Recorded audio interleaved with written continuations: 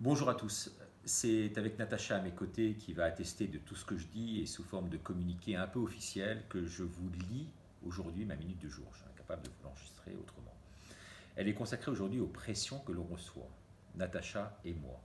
Et nous qui faisons partie, vous le savez, des plus exposés sûrement aujourd'hui, médiatiquement parlant. Juste une petite parenthèse avant cela, à l'époque où j'étais sur une autre chaîne, un homme un jour était venu me voir. Il était très inquiet de devoir me confier son témoignage exclusif, mettant en cause des personnages de l'État les plus haut placés. Preuve à l'appui. En guise, me disait-il, il y a de cela un an quasiment jour pour jour, avec la peur au ventre, c'était un testament, disait-il à l'antenne. Il avait des choses à dire, il s'appelait Franck Pucciarelli. Il a été retrouvé mort, Franck, sous un train, dans l'indifférence quasi générale, soi-disant suicidé, 2 semaines simplement après cette interview. Il serait bon du reste de savoir où sont aujourd'hui les bandes d'enregistrement. Alors, jusqu'à présent, j'avais quant à moi, quant à Natacha, une certaine forme de réserve et de pudeur à vous parler de ces pressions, de ces intimidations devenues désormais quasi invivables que nous recevons au quotidien. Mais ces dernières heures, c'est vrai, la pression s'accentue considérablement. Les menaces de mort sont doublées de chantage, de menaces en tout genre, comme encore ces pneus crevés de notre camping-car, c'était encore Aujourd'hui. ce matin. Mais ces pneus crevés, c'est rien. Rien, croyez-moi, à côté du reste. Alors, sachez que psychologiquement, psychiquement, presque étonnamment, je dirais, compte tenu de ce contexte nauséabond, nous allons plutôt bien. Et oui, ça va en rassurer plus d'un. Nous allons bien parce que des dizaines de milliers de personnes, je dis bien des dizaines de milliers de personnes, prennent le temps de nous écrire, de nous envoyer des messages de soutien, d'encouragement par lettre ou sur les réseaux sociaux. 3% de trolls, mais 97% d'encouragement. Un soutien hors pair. On passe des journées entières à lire ce courrier, à échanger avec nos téléspectateurs, à les appeler, à répondre à toutes ces lettres d'encouragement. On ne peut y répondre bien sûr à toutes, on est désolé. Nous allons bien également aussi parce que nous avons l'impression d'être alignés dans ce combat que nous menons et qui nous semble juste et surtout en adéquation avec nos valeurs, avec nos aspirations et avec notre métier à tous les deux, non pas de lanceur d'alerte, mais bien de journaliste. Nous allons bien enfin parce que nous prions beaucoup et que la prière, comme vos prières ou pensées positives pour les laïcs qui nous regardent, tout cela nous porte. La prière est sacrée. Elle nous aide incroyablement à combattre le mal et à trouver en nous cet équilibre dans ces moments si sensibles.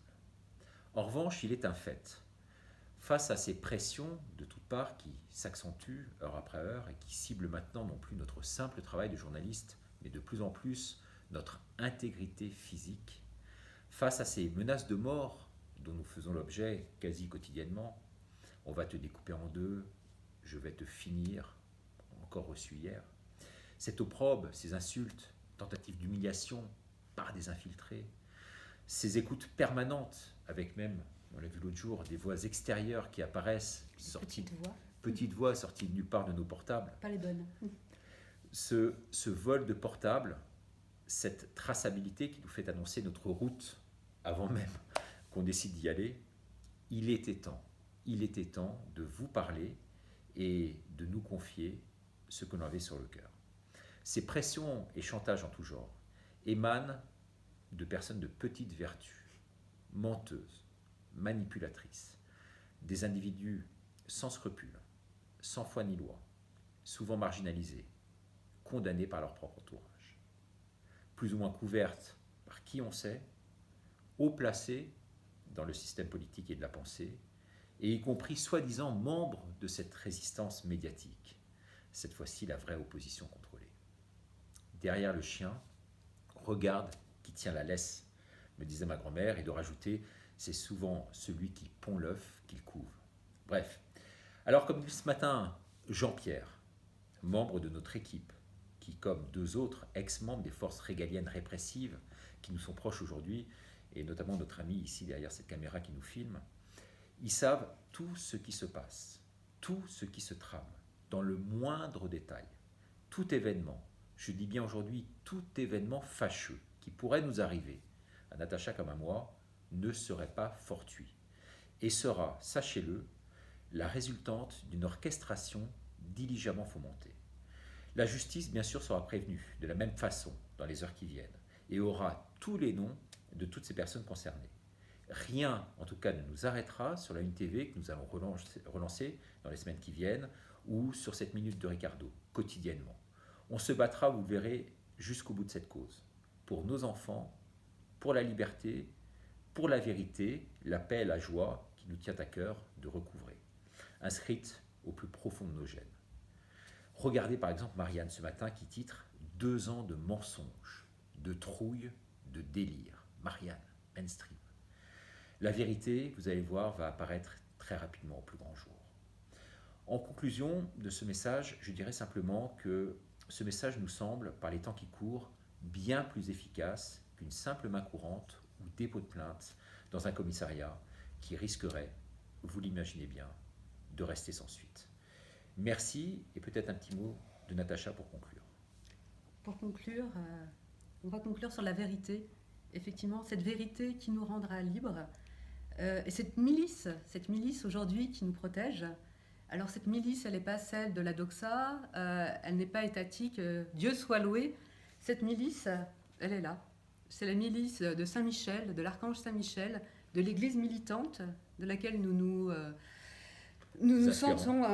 inspirons, nous prions tous les jours, nous prions pour vous aussi, comme j'espère que vous priez pour nous, parce que, voilà, il est là, celui qui nous protège aujourd'hui. C'est l'église militante, c'est Saint-Michel, c'est l'exorcisme de Saint-Michel que nous devons faire quotidiennement dans ce combat qui, vous l'avez compris aujourd'hui, est contre les forces du mal. Donc, prière de Léon XIII, Saint-Michel archange, défendez-nous dans le combat, afin que nous ne périssions pas au jour du redoutable jugement. Donc nous avons Saint-Michel avec nous, et bien évidemment le cœur sacré de Marie et de Jésus, qui nous protège et qui triomphera au bout de cette épreuve. Donc il y a épreuve, mais il y a aussi victoire et triomphe. Et nous continuerons coûte que coûte à marcher pour ce triomphe, car la mort, comme vous le savez, n'existe pas. Ce que nous aspirons, c'est ça, c'est à la vie éternelle.